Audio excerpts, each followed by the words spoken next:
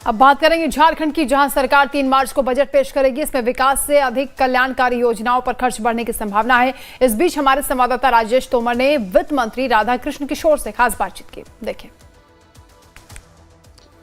झारखंड में हेमंत सरकार 2 यानी कि हेमंत सोरेन की जो दूसरी सरकार बनी है, दूसरी दफे जो सरकार बनी है, उसका बजट 2 दिनों के बाद पेश होना है।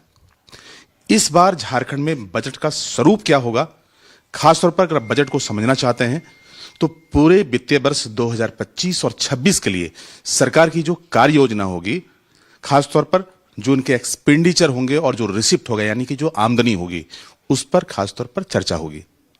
और बजट जो बनाए जाएंगे उसका रूपरेखा क्या होगा, आकार कैसा होगा, वो हम जानने की कोशिश करेंगे। और इस एक्सक्लूसिव इंटरव्यू में राधाकृष्ण किशोर जो कि वित्त मंत्री हैं, हम उनसे जानने की कोशिश करेंगे इस बार झारखंड के जो बजट है पिछले बजट से कैसे अलग होने जा रहा है। और देखिए 2025-26 का जो बजट होगा, मुख्यमंत्री श्री हेमंत सोरेन के नेतृत्व में, वो पूर्व के बजट से अनूठा बजट होगा।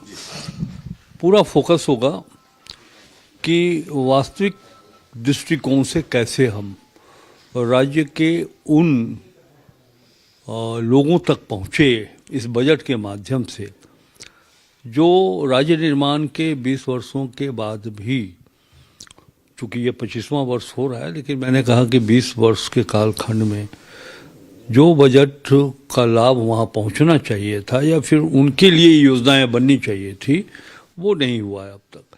लेकिन अब देखेंगे आप कि एक तो पिछला जो बजट था 2024-25 का, और अब जो बजट आने वाला है, पूरी कोशिश है सरकार की कि राज्य की आधी आबादी महिलाओं की है और महिलाओं को कैसे सामाजिक आर्थिक रूप से सशक्त किया जाए, उस पर आधारित ये बजट होगा। इतना तो मैं आपको बता सकता हूँ। साथ ही साथ हमारे स्टेट का जो इकोनॉमी है वो 70 to 80% इकोनॉमी रूरल एरिया में है। ग्रामीण अर्थव्यवस्था इसके पहले वो मजबूती नहीं थी ग्रामीण अर्थव्यवस्था में जो होनी चाहिए थी। आप देखेंगे कि कृषि उत्पादन दर कम रहा है राज्य निर्माण के बाद से 2020-21 तक। उसके बाद राज्य के विकास में सकल घरेलू उत्पाद में कृषि की जो सहभागिता थी कृषि उत्पादन का, वो बड़ा कम था। झारखंड में तो चूंकि ये मिनरल स्टेट माना जाता है, कृषि इसके बाद आता है, कृषि प्रधान तो राज्य है नहीं, तो मिनरल्स पे सरकार की फोकस क्यों नहीं है? नहीं, मैं ये कह रहा हूँ कि मैंने कहा कि 80% आबादी ग्रामीण क्षेत्र में है और कृषि पर आधारित है। इसलिए ये कहना उचित तो नहीं होगा कि ये कृषि प्रधान राज्य नहीं है। कृषि प्रधान राज्य है। साथ साथ ये बात भी सत्य है कि ये खान खनिज से के संपदाओं से परिपूर्ण है ये राज्य। तो खान खनिज संपदाओं पर आधारित आप डेवलपमेंट की बात कर रहे हैं, उससे हम सोर्स ऑफ इनकम के रूप में देखते हैं।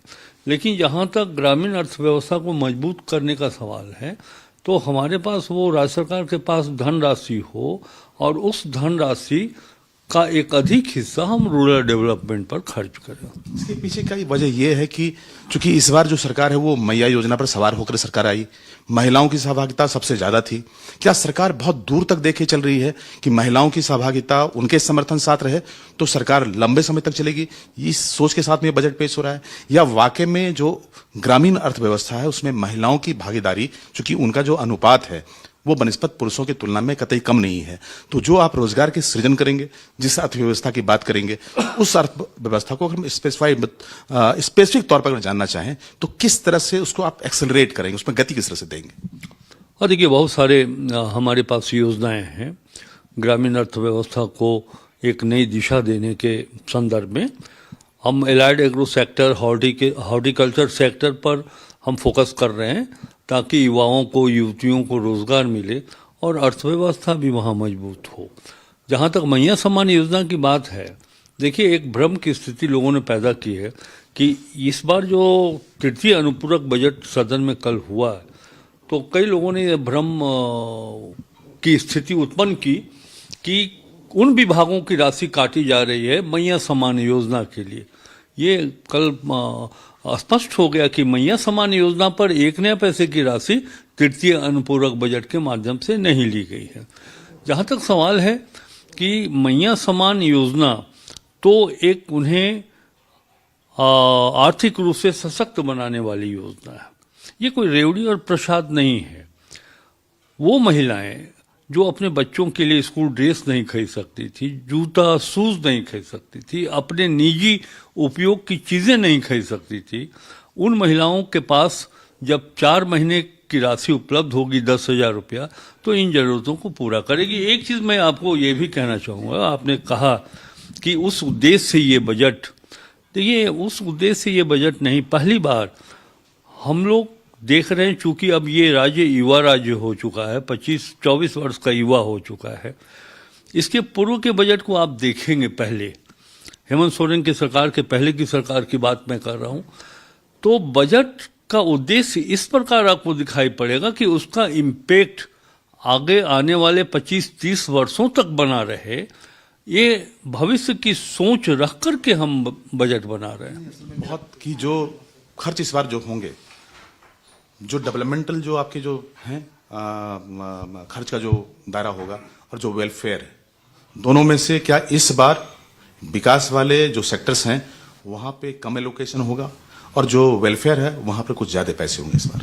मैंने आपको पहले ही कहा कि 3 सेक्टर पर हमारा पैसा खर्च होगा।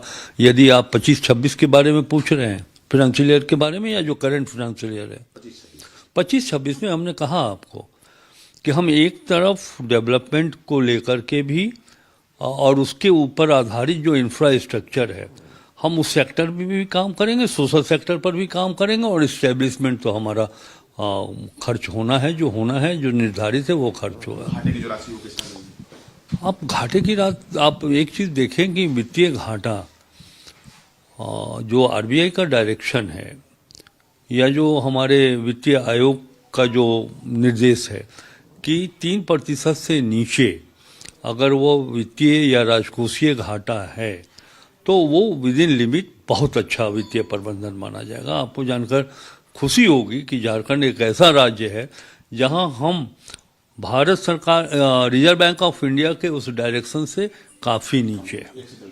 जी, हम बात कर रहे थे वित्त मंत्री राधाकृष्ण किशोर जी से। इस बार बिल्कुल तय है कि जो बजट है, बजट के आकार में वृद्धि होगी, लेकिन इस बार विकास की योजनाओं से ज्यादा कल्याणकारी योजनाओं पर सरकार का फोकस हुआ। शायद ये पहला मौका होगा। कैमरा पर्सन संजय के साथ में राजेश तोमर, लाइफ टाइम्स रांची। वहीं छत्तीसगढ़ के रायपुर में सड़क नियमों को ताक पर रखकर महापौर के बेटे ने सड़क पर अपने